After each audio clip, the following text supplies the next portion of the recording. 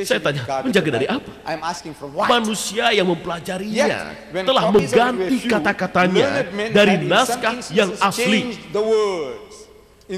Mereka merubah kata-katanya untuk membuatnya menjadi sederhana, yang ternyata justru membingungkan karena terlalu sederhana. Hal ini karena pandangan mereka yang masih tradisional, seperti kesaksian Yehova. Mereka telah memproduksi terjemahan, namanya terjemahan dunia baru. Kaum ortodok kalian tidak menerima itu. Kenapa tidak? Karena mereka mempunyai cara sendiri, merubah idenya sendiri untuk merubah kata-katanya. Sama halnya dengan yang dilakukan kaum Protestan. Bagi mereka yang ingin percaya bahwa Yesus itu Tuhan, maka sekarang mereka ganti kata-katanya. Jadi, itu sudah terjadi sejak awal sekali. Terdapat 24.000 macam naskah. Saudara Swagert, apakah Anda tahu bahwa tidak ada sesuatu yang kembar identik? Sarjana Anda bilang bahwa dari 24.000 naskah yang Anda baca, tidak ada satupun yang identik. Lalu bagaimana Anda tahu bahwa yang ini firman Tuhan dan yang lainnya bukan dari 24.000? Dari permulaan saja, dari Injil atau Taurat yang kalian bicarakan, dimulai dari Matius dalam versi Anda. Versi King James, di mana tertulis Injil menurut Matius, Injil menurut Markus, Injil menurut Lukas, Injil menurut John. Saya tanyakan, apa maksudnya? Menurut. Apa maksudnya? Kenapa harus menurut? Saya punya buku, Saudara Swagert, di sana tertulis tentang homoseksual oleh Jimmy Swaggart atau Jimmy Swaggart. Tidak tertulis menurut Jimmy Swaggart. Kenapa buku firman Tuhan tertulis menurut? Anda tahu mengapa? Karena Matius tidak menulis namanya, Lukas tidak menulis namanya, John dan Markus juga tidak menulis namanya. Dan semua itu adalah praduga. Itu adalah buku tanpa nama yang dijadikan buku Tuhan. Jadi ini adalah bukan Injil.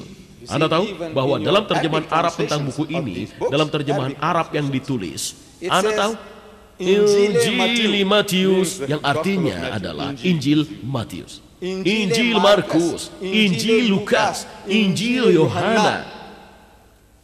Yang kami tahu adalah Injil Isa, Injil dari Yesus, tentang khotbahnya. Itulah yang kami percaya dari Tuhan dan naskahnya.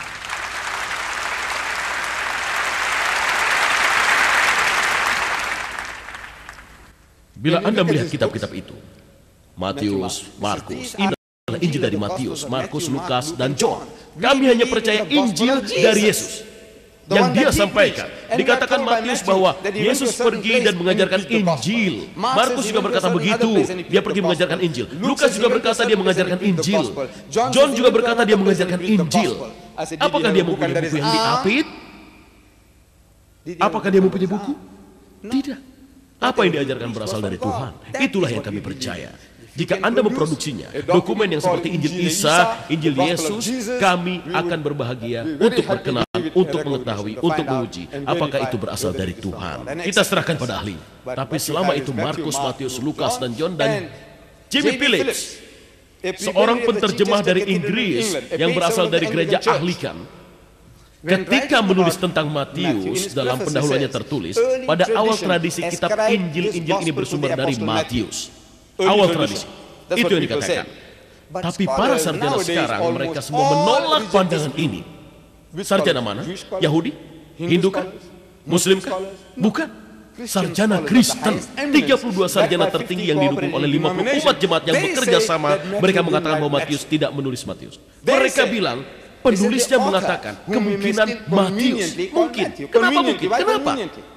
Disebutkan buku pertama, Perjanjian Baru bab 9 ayat 9, buku Perjanjian Baru bab 5 ayat 17. Saya membuang waktu Anda dan saya sendiri.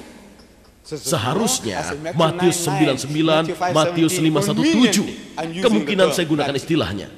Matius, si penulis saat menerangkan tentang ini mengatakan bahwa ini adalah sebuah misteri dalam tanda petik. Dalam tanda petik, jadi kesimpulannya masih misteri.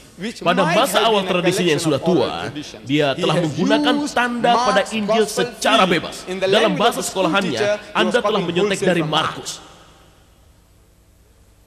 Matius dengan saksi mata, saksi mendengar. Apakah bisa terjadi? Apakah semua yang ada di sini mengerti? Dia menjiplak dari anak 10 tahun yang tidak ada di sana. Apakah itu masuk akal? Seseorang dengan saksi mata dan kesaksian Anda, teman dari Yesus, mengkopi dari anak 10 tahun yang tidak ada di sana. Apakah itu firman Tuhan? Apakah itu masuk akal? Baik, kita lihat. Daftar istilah antara Matius dan Lukas. Kita diberi 66 nama para kakek dari Yesus. Dari silsilah itu kita diberi 66 nama para kakek dari Yesus. Selain satu orang, tidak ada yang sama. Semuanya adalah nama yang berbeda. Saudara-saudara bilang, satu adalah silsilah Maryam, satu lagi Yesus. Saya tanya, kenapa Maryam? Apakah ditulis? Tidak. Buku ini mengatakan silsilah dari Yesus. Yang satu lagi juga sama. Tidak ada Maryam. 66 tidak ada nama yang sama kecuali satu. Dan ayah dari Yesus Kristus yaitu Tuhan. Tuhan Maha Besar. Tidak termasuk. Dapatkah Anda bayangkan? Tuhan yang Maha Besar yang mendiktekan silsilah anaknya dalam tanda petik. Dan dia tidak tercantum di dalamnya. Dia yang mendiktekan tentang dua silsilah dengan 66 nama. Dan dia tidak ada, tidak termasuk. Saya tanya, sebenarnya apa yang ingin disampaikan? Saat namanya tidak ada di sana, seseorang tidak punya silsilah. Pada kepercayaan kami tidak ada silsilah. Dia terlahir secara mukjizat tanpa ada intervensi manusia. Anda berikan 66 nama nenek moyangnya dan Anda bilang Tuhanlah yang mendiktekan. Kami Muslim, saudara-saudara, punya pengecualian kuat terhadap perlakuan urusan Tuhan yang maha besar ini. Kami mengatakan, dia adalah utusan Tuhan yang hebat. Dia terlahir secara mukjizat dan Al-Quran mengakuinya.